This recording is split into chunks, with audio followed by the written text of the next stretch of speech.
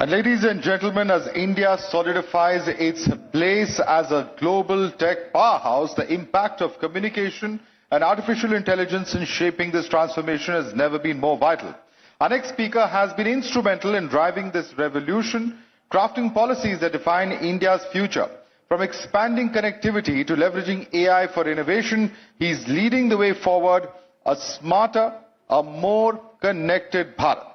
In fact, it is our privilege to welcome the Honourable Minister of Communication and Development of the Northeastern region, Shri Jyotiraditya Scindia. Let's have a big round of applause for him.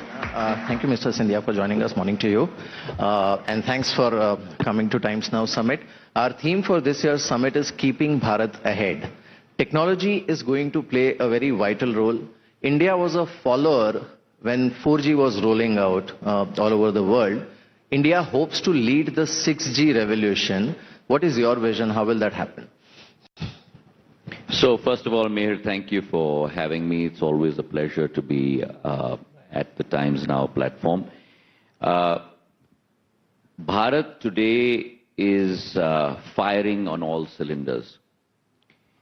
And what the Industrial Revolution did to the world 100 years ago, today, the communication revolution is going to make an exponentially bigger change on that same paradigm.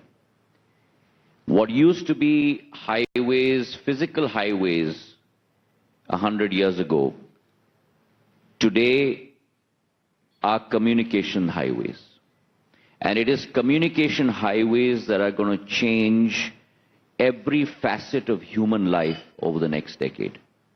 And therefore the Prime Minister has given primary importance to the area of telecom, to the area of IT, if India indeed is to become a global power. And which is why you have seen I would call it even a quote-unquote a disruptive shift in the way India has looked at telecom. India has always been a services giant. And to give you a flavor, Mihir, we had 900 million subscribers on mobiles in 2014. We today have over 1.2 billion. We had 250 million people connected onto the internet, which by itself is huge, the population of the United States of America. Today we have 970 million people connected to the internet. We had 60 million people connected to broadband, which is 2 GB or more. Today we have 940 million people connected on broadband. So the jump has been exponential. But we have been a services-led communication giant across the world. And the Prime Minister is very clear that we need to move to become a product nation. A telecom product nation. Now, how do you do that? You only are able to do that if you're going to be able to enter the big league of nations that produce telecom products. And today, let me tell you, we have only 4 countries in the world: China, Finland, Sweden, and South Korea. 4 countries with 5 companies that produce a telecom stack. And India is only the 5th country in the world to produce its own indigenous telecom 4G stack. So we are there now. What is our aim? BSNL today is rolling out 100,000 towers of 4G. Completely Atmanirbhar Bharat, indigenous 4G stack. The core produced by CDOT, the government company, if you will believe. The RAN, which are your telecom towers, produced by Tejas, which is a Tata company. The SI, system integrator, being TCS, a completely indigenous solution. And I hope to complete that process by June. And the minute we complete that process, we'll start switching each one of those 100,000 4G towers to 5G. That being said, at the same time, we are proceeding on 6G. The Prime Minister in late 2022, early 23 unveiled the BG6A, the Bharat 6G alliance, where we've got all equipment manufacturers, telcos, ISPs, IITs, educational institutions, academicians working together to ensure that in the IMT 3GPP 6G standards, India will contribute a minimum of 10% of the patents that will come out in 6G. Which is why I say to you, with our 100 5G test beds, our 6G test beds being in place, our Bharat 6G alliance tying up with the 6G alliances of many nations, with the US, with Germany, with South Korea, with EU, with the UK. And that's why I'm very committed to our resolve that we followed the world on 4G, we marched with the world on 5G, we will lead the world in 6G. Absolutely, that's very encouraging.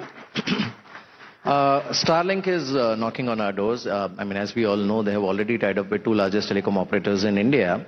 So two questions in one. One is, how will government ensure that BSNL remains competitive against this onslaught of new technology that is coming in? And the second question is, of course, government has reportedly set tough conditions for Starlink's entry to India. So how do we align that with our goal of promoting fair competition and remaining ahead in technology? So first of all, let me take a step back and talk about the satellite space. With every couple of years, earlier it used to be eons, and then it translated into decades, and now every couple of years, there is a paradigm shift in technology. Now, that's something that all stakeholders have to contend with. I remember I was taught, I had the good fortune of being taught by the founder of Intel, Andy Grove at Stanford University when I was at business school. And in our last class, Mihir, it was a 9 a.m. class, he said, I don't want to teach you guys anything today. I wish you guys all the best. I've written something on that whiteboard. The minute I leave, have a look at it and let that stay with you for every day of your life. So we were all like, what has Professor Grove written on that board? And the minute he walked out, those whiteboards that slide one over the other, we drew that up, and there were 4 words written there. Only the paranoid survive. So to survive, you got to be paranoid, and you got to keep moving with the curve. And therefore, satellite technology today is here. And for me, as telecom minister, it's complementary. It's not competitive alone, it's complementary. Because satellite technology provides 2 very key resources. Those remote locations where I cannot set up a RAN or a tower, those remote locations where I cannot lay OFC, I take communication to areas and to people in that areas through satellite, number one. Second, God forbid, but if there is a natural disaster and your terrestrial network gets completely destroyed, the only way communication messages happen is through satellite. So for me, it's a complementary solution, not a competitive solution. And as telecom minister, it's my job to make sure that my primary stakeholder, which is my consumer, all of us seated in this room, gets as many choices as possible, and then let the consumer decide which service they want to go with.